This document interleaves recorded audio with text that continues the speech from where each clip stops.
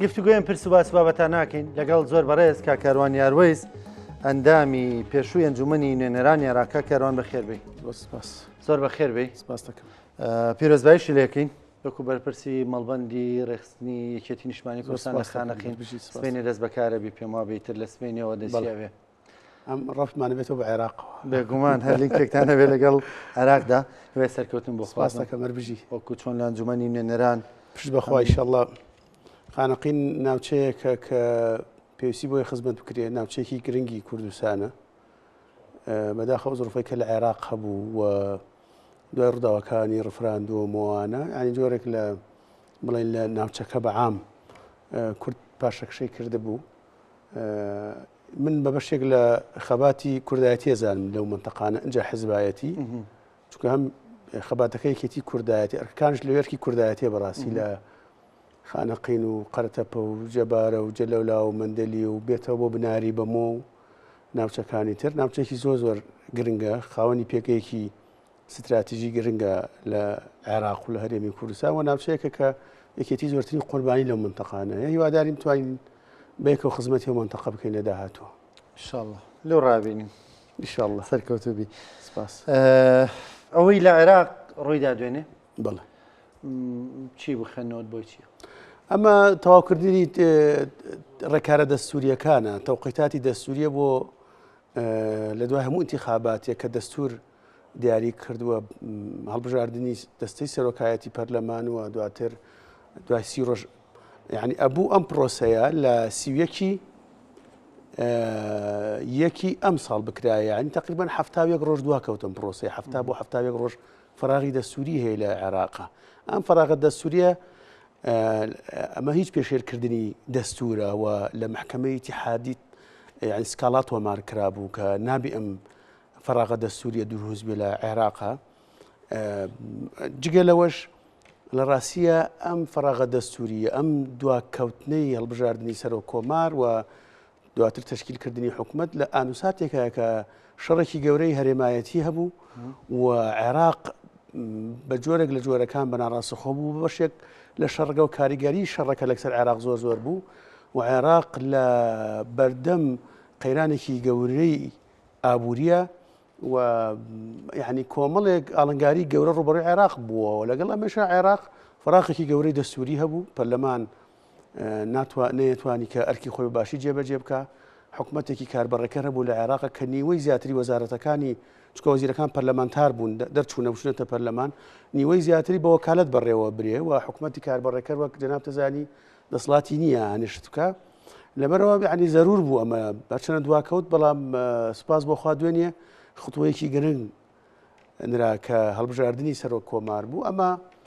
جێبەجێکردنی تەوقیتاتی دەستوری بوو هەرچەنە 70 ڕۆژ ئەم تەوقیتە دواکەوت بەڵام لە نەتیجە خوتوەیەکی گرنگ بوو بە ئاراستەی کردنەوەی ئەو گرێ سیاسیانەی کە لە عێراق لە دوای هەڵبژاردننی ساڵی ڕابردوو لە عێراق دروست بووە. باشە کاکەروانەمە چیمان پێ دەڵێ ئمە ساڵ نییە کە هەڵبژاردنمان کردووە لە هەرێمی کوردستانە حکوومەتمان دروست نەکردووە هێشتا زۆر جارێ مەرەخنە لە عێراق دەگرین دەڵێن بەنی عێراق پڕە لە هەڵە و کەم و کوڕی و هەڵە و پەڵە و چی ئەوە بەڵام لەم لاوە خۆمان ساڵ نییە کە حکوومەتمان دروست نەکرد. وەڵا خۆی ئەمەگەر براورد کەین هەنێ جانبەوە عێراق لە هەرێمی کوردستان باشترەوە لە هەنێ جانبیشەوە هەرێمی کوردستان لە عێراق باشترە لەم جانبەوە عێراق لە هەرێمی کوردستان باشترە هەم انتیخابات دوا ناخەن نەک دوای ناخەن هەنە جار پێشەکەوێت چەند ڕۆژێک پێشەکەوێ موعدی انتیخابات دیاریەکەن و هەم تەوقیتاتی دەستوری هەرچەندە کێشەش دروست بێ ینی 70 ڕۆژ براورد بەگەر لەگەڵ 400 ڕۆژە زۆرە ینی ئەمە تقریبا زیاتر لە 400 ڕۆژە ئەگەر حسابیکەی ساڵێکەوە چەند مانگە انتیخابات کراوە لە کوردستان و هیچ هەنگاوێک نەنراوە عێراق بەڵام عێراق لە کاتی خۆیە لە کاتی دەستوری خۆیە پەرلەمان دەست بەکار بوو و لە کاتی دەستوری خۆشیە سەرۆکاتی پەرلەمانی هەڵبژارد ینی عێراق خوتوەکانی نا ئێمە هیچ خوتوێکشمانە ناوە نە پەرلەمان ڕاستە جەرسێکی کرد پەرلەمانێکی مردومانەیە و دەستەی سەرۆکاتی پەرلەمان هەڵە بەژێردراوە و سەرۆکی هەرێم و دواتر ڕاستپاردنی کاندیدی تشکیلکردنی حکوومەت ئەم هەنگاوانە هیچ نەهاوێژراوە بەداخەوە ئەمە یەکێک لەو کێشانەی کە بەرەنجامی ناکوکەیە سیاسیەکانەوە ئینادیە سیاسی کە هەرێمی کوردستانی و تایبەتی بەداخەوە لەلایەن برادرانی پارتی کە ویسیان بەم عینادیە ئەوەی عێراقش وا لێ بکەن بەڵام دواتر هێزە سیاسیەکانی عێراق حریستر بوون لە ڕاستیە پەرۆشتر بوون لە ئەوەی کە ئەمە زیاتر دوانەکەوێت لە عێراقا هەیە و پێشێلکاری دەستوری و فەراغی دەستوری زیاتر درێژە نەکێشێ بۆ ئەوان قەراریاندا یانی قەراریاندا کە سەیری کەی ئیتالی تەنسیقی بە کۆدەگی ناتن ناو ئەم پرۆسەیەوە یعنی گویان بۆ نەدا کە شەقە بن کە درزیانتی ئەکەوێ بەڵام هەنگاوە گرنگەکەیان بە باشتر زانی کەوەیە کە بێ ئەم فەراغە دەسووریە کۆتایی پێ بێەوە بێ سەرۆکەوەمان هەڵبژێرن و حکومەت تشکیل بێ وەلایەنەکانی تریش لەبەرەوە بەداخەوە لەو ڕۆ عێراق لێمە باشترە ئەمە کە دەڵین بەداخەوە بە حەزمانە کرد چکە ئێمەکردێنێم پێشتر ئێمە لە 92ەوە ینی ئەم بەشی کوردستان ڕزگار بۆ 92 انتخاباتمان کردووە 92 انتخاباتمان کرد عێراق لە 2005ەوە یەکەم انتخاباتی با بڵێن لە عێراقا کراوە بەداخەوە ئەوان لەو شتانە لێمە باشترن باشە ئەوەی کە بینیمان دوێنێ ینی بەڕێز نزار ئەحمەدی بە 227 دەنگ بوو بە سەرۆکۆماری عێراق لە کاتێکە 221 دەنگێ ئەویست باش ژمارەم دەنگانە چیمان پێڵێ ژمارەم دەنگانە کۆمەڵی ئاماژەیتیایە و ئاماژە گەورەکە من حەزەکەم باسی کەم درێژکراوەی ئەو بنەما گرنگەیە ئەو ئەساسەیە ئەو بنەچەیە کە بەڕێز مام جەلال لە 2023 بەداوە لە عێراق دروستی کردووە بۆ یەکێتی و بۆ کورد و لە دوای ئەوەشە لە دوای نەخۆشکەوتن و وەفاتی جەنابی مام جەلال لە یەکێتی لەسەر ڕێژکەیە بەردەوام بوو پەرەی بەم عیلاقاتانەدا و ئەو خیتابە هاوسەنگەی کە یەکێتی هەیبوو بۆ پەیوەندی نێوان هەرێم و عێراق بۆ چارەسەرکردنی نێوان کێشەکانی نێوان حکوومەتی هەرێم و حکوومەتی ئیتیحادی لە بەغدا و بۆ مامەڵەکردن لەگەڵ هێزە سیاسی عێراقیەکان بە هەموو پێکاتەکانەوە یەکێتی لەسەر ئەم سیاسەتە بەردەوام بوو و کاک پاڤڵ بەردەوام بوو چۆن ئەڵێ یعنی تۆ دایمە ئەزمون ئێمە ئەڵێن لەسەر ئەزمموی مام جەلالی لەسەر ڕێژکەی مام جەلالین بەڵام ئەمە ئەبێ بیگونجێنی لەگەڵ واقع گۆڕاوە کە واقع عێراق گۆڕاوە ئەوانە لەگەڵ جنابی مام جەلال سیاسەتیان نەکرد بەشێکیان لە گۆڕپانەکە نەماون مادە مالیکی و عامری و هەندێک حەکیم و هەندێکیان نەبی کاک پاڤڵ ڤێرژنەکەی چۆن بڵێ ئەیبدەیتی کرد لەگەڵ گۆڕانکاریەکانی عێراق و ناوچەکە و ئەمە یعنی ئاماژەی ئەوەیە کە پێگەی یەکێتی لە بەغا پێگەیەکی سەنگینتر و باشترە ینی ئێمە کاک نزار پێویستی بە 220 دەنگ هەبوو 21 دەنگ هەبوو 228 دەنگی هێناوە ینی بۆ معلوماتی جەناب لە گەڕ یەکەمیش تۆزێکی مابوو تۆزێکی مابوو لەگەڕ یەکەم بیبا کە زۆر ینی لە ڕابردووە هیچ سەرۆک کۆمارێک لەگەڕی یەکەم مادە گەڕی وابزانم خولی یەکەمی جەنابی مام جەلال لە خولی دووەمەوە هیچ سەرۆک کۆمارێک نەیتوان لەگەڕ یەکەمەوە بە و هەڵبژاردنەکانی تر هەڵبژاردنی دەستەی سەرۆکایەتی پەرلەمان هیچ مڕەشەحێکی سەرۆک پەرلەمان نەیتوانێت لەگەڕ یەکەمەوە دەنگە بێنی هیچ کامێکیان لەبەرەوەمە ئاماژەی قوڵبوونەوەی پەیوەندیەکانی یەکێتیە و پتەوبوونی پێگەی یەکێتیە و سەنگینتربوونی سەنگی یەکێتیە لە بەغا و ئەمە ئاماژەیەکی گرنگیش بوو کە جۆرێک لە تەحول لە وەرچەرخان لە تێگەیشتنی هێزە سیاسی عێراقیەکان دروست بووە یعنی ئێمە ڕاستەڵێن تەوافق کاک ڕانکۆ تەوافق ئێمە وەکو یەکێتی مام جەلال داهێنەری تەوافق بۆ لە عێراق و پابندین بە تەوافقەوە بەڵام تەوافق بۆ چی؟ تەوافق بۆ کردنەوەی گرێکوێرەکان نەک تەوافق بکرێ بە بیان و بۆ تەخیرکردنی و بۆ قوڵکردنەوەی ئەزمە اقتصادیەکان لە عێراق وەڵا لەبەر ئەوەی تەوافق نییە ئێمە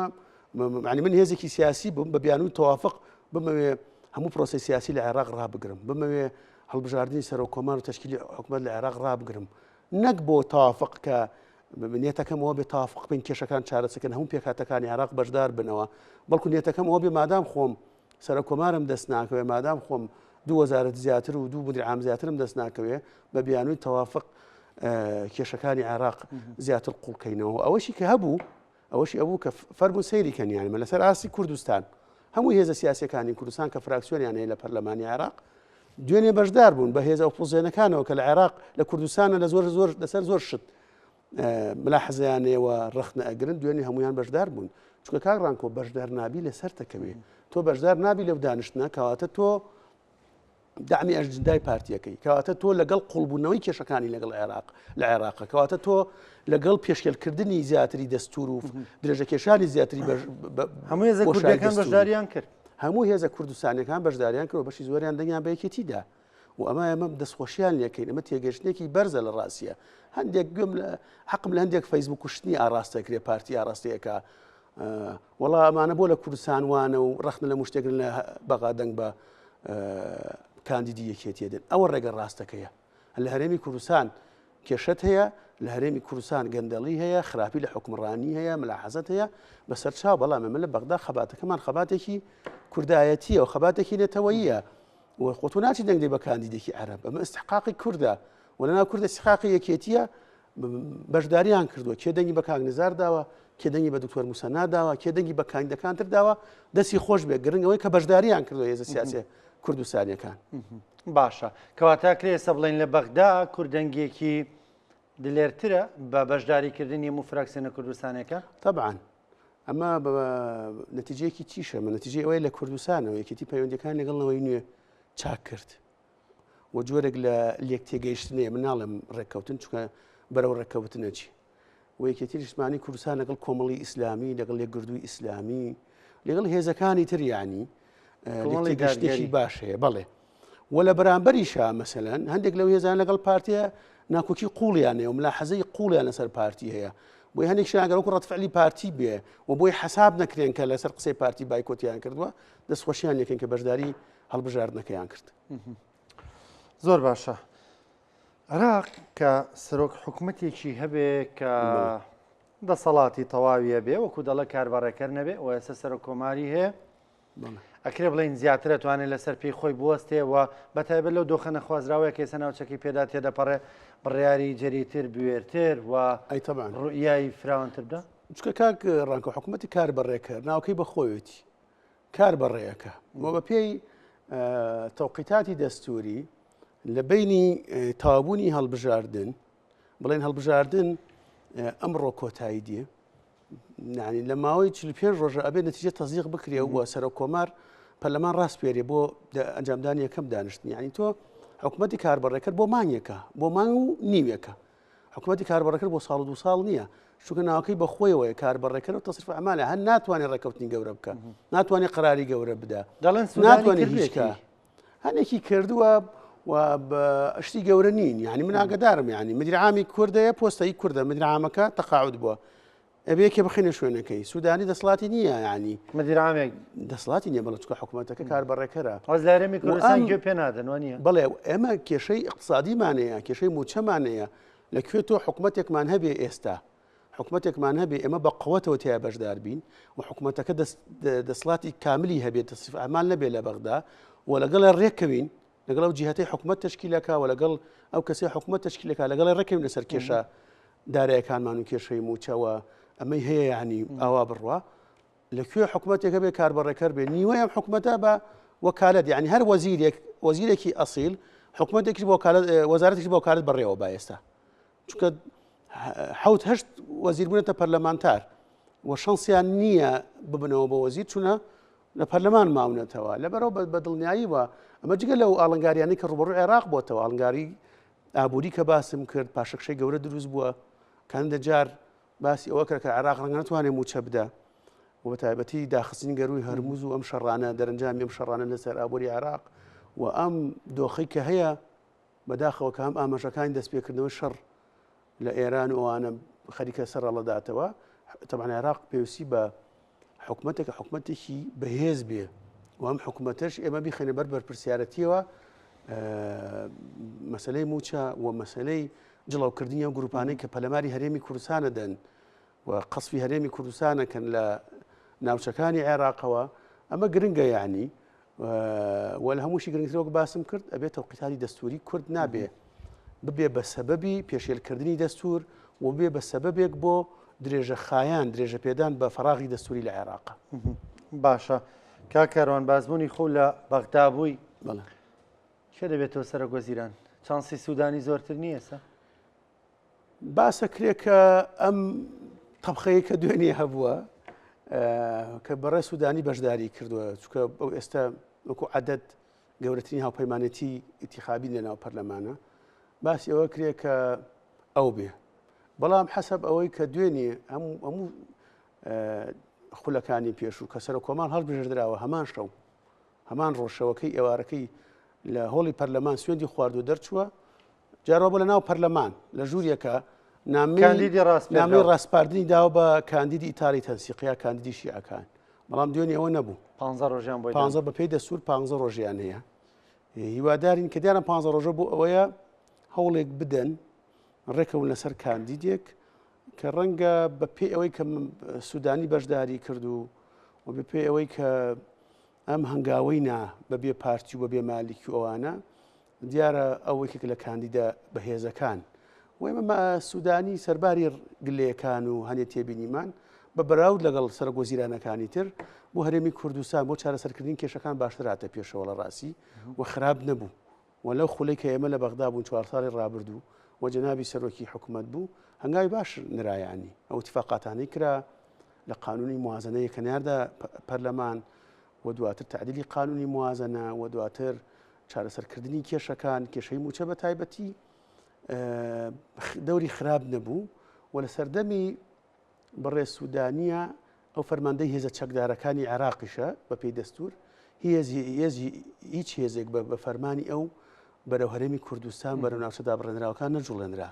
هەندێک جار ڕوویدا یعنی خوڕقات ڕوویدا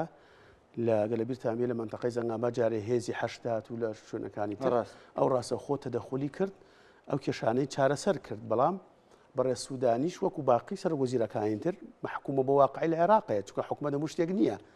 ملیشیاکان بە وەسی خۆیان قەسفەکەن و دێن و ڕۆن و نە بەڕێ سوودانی و سەرۆکوەزیرەکانی پێش ئەوش نەیانتوانی ئەمە چارەسەر بکەن. سپاس دەکەم بەڕێزکا کاروانیار زۆر سپاس بۆ بەشداریکردنت زۆر سپاس دوای سەرکەوتن بۆ کاک نزارە ئەخوازین کاک نزار ئەوەی کە گەشتبینین پێی خوێنکاری جەنابی مام جەلال بووە و ئەو ئەزیوادانی ئەزمونێکی باش لە جنابی مام جەلالە وەرگرت بێ و تەمسیلی کوردەکە چونکە زۆربەی لایەنە کوردەکان دەنگیان پێداوە لە پەرلەمانیشە 200 دەنگی هێناوە لە کۆی 329 تقریباً 100 کەس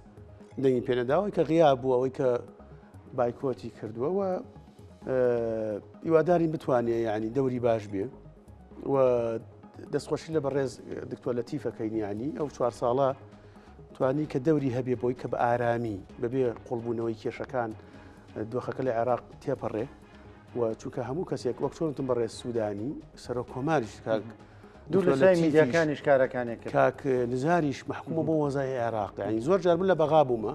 شتێکە بۆیان بۆ سەرۆک کۆمارەوە ناکە بەڵام من واقعەکە زانم چی کردووە و بۆ نایکە چونکە هەموو شتێک ناوێت لە ئەلام باسکەی کە لە ئەلام باست کرد تێکە چێ گرنگ ئەوەیە ینی لە سەردەمی دکتۆر لەتیف ینی بەهێوری بە ئارامی ینی هیچ جۆرەك لە کێشەیەک با بڵێ نەبوو بە سەبەبیەوەی کە کێشەکان قوڵ بێتەوە و دەوری هەبووی کە بە ئارامی بە تەوافق لەگەڵ سەرۆک وەزیران لەگەڵ هێزە سیاسیەکان